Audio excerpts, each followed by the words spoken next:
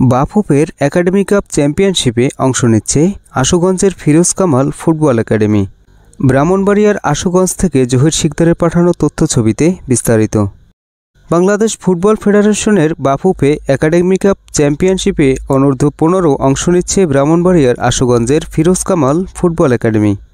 শুক্রবার 22 ডিসেম্বর কিশোরগঞ্জ স্টেডিয়ামে একই উপজেলার সানরাইজার ফুটবল একাডেমির সাথে টুর্নামেন্টের প্রথম ম্যাচে অংশ নেবে দলটি।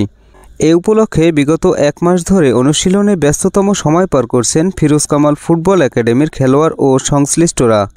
বাফুফের একাডেমি কাপ চ্যাম্পিয়নশিপে অংশগ্রহণ উপলক্ষে বৃহস্পতিবার সকালে আশুগঞ্জ প্রেস ক্লাবে এক প্রেস ব্রিফিংয়ের আয়োজন করে ফিরোজ কামাল ফুটবল একাডেমি।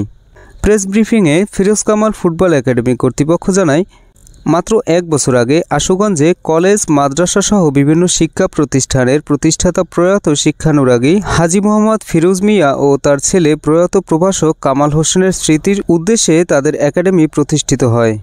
অতি অল্প সময়ের মধ্যেই তারা প্রয়োজনীয় প্রশিক্ষণের মাধ্যমে শক্তিশালী দল হিসেবে নিজেদের জায়গা করে নিতে সক্ষম হয়েছেন। এরই মধ্যে দলটি দেশের বিভিন্ন খেলায় অংশ নিয়েছে এবং সুনাম বয়ে এনেছে।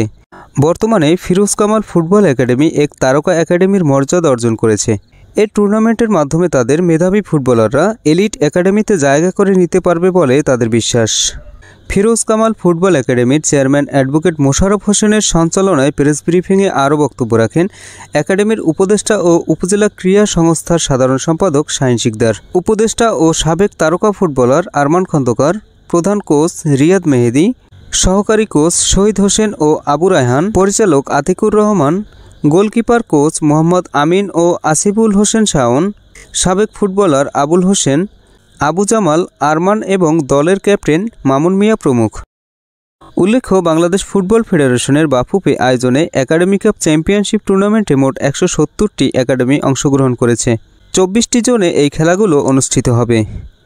দেশের 19 জেলায় 24টি স্থানে 170টি দল গ্রুপ ভিত্তিক এই টুর্নামেন্ট খেলবে।